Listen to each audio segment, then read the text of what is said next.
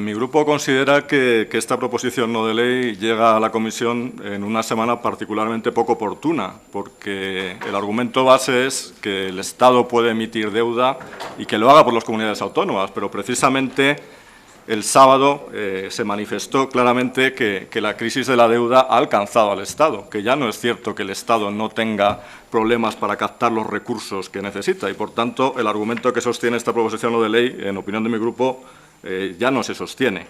Es cierto que España empezó la crisis con una deuda pública relativamente baja, pero las políticas de gasto un tanto alegres que se aplicaron al inicio de la crisis hicieron que ese margen se fuese agotando. Y hoy en día, aunque todavía nuestra deuda está por debajo de la media de la Unión Europea, hay dos grandes dudas que se ciernen sobre ese nivel de deuda. Una tiene que ver con el coste del rescate bancario. Y solo esta duda ha sido tan grande que ha llevado a que nuestro país haya tenido que ser rescatado por los socios de la Unión Europea el sábado pasado. Un rescate que se va a articular, como saben sus señorías, en forma de un préstamo al FROP, es decir, al Estado, para que a su vez el Estado lo preste a las entidades financieras. Pero ese préstamo es deuda pública y pueden ser hasta 10 puntos del PIB. Se preveía que terminásemos el año con una deuda pública del 80% del PIB. Este salto de 10 puntos nos situaría en el 90% del PIB.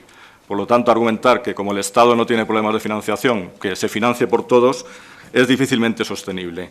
Precisamente porque la segunda duda que se cierne sobre la deuda pública es el de los déficits autonómicos y la repercusión que va a tener sobre la deuda del Estado, dado que aparecen déficits mayores de lo esperado, con una financiación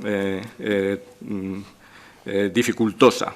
Entonces, echar esa nueva carga sobre el Estado, que tiene dificultades para soportar sus propias cargas, no parece una propuesta viable. Y es cierto que cuando uno avala, no realiza un pago inmediato, pero el aval tiene consecuencias importantes.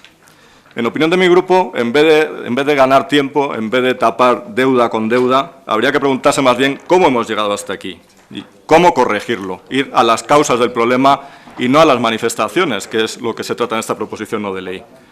En opinión de mi grupo, lo que ha sucedido tiene mucho que ver con el mal diseño del Estado autonómico, que nosotros favorecemos, pero bien diseñado.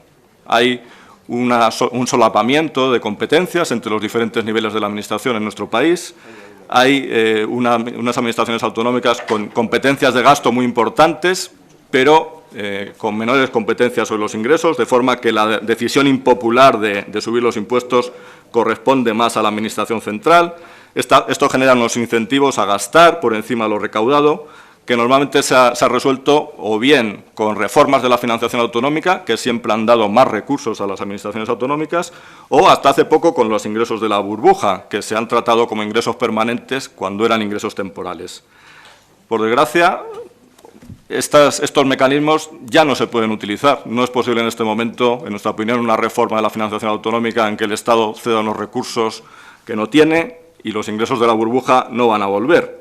Sin embargo, las estructuras administrativas que se generaron al calor de esa burbuja no se han ajustado todavía y eso es lo que lleva al rating que se degrada, a las dificultades de colocar deuda pública, a todos los problemas que aquí se han señalado. Pero en vez de ir al final de la cadena, deberíamos ir al principio, es decir, definir mejor en la Constitución las competencias de los diferentes niveles de gobierno, reducir el gasto superfluo, aumentar la corresponsabilidad fiscal y no simplemente avalar la deuda autonómica sin condiciones, porque además en esta proposición no de ley no hay condiciones de ningún tipo.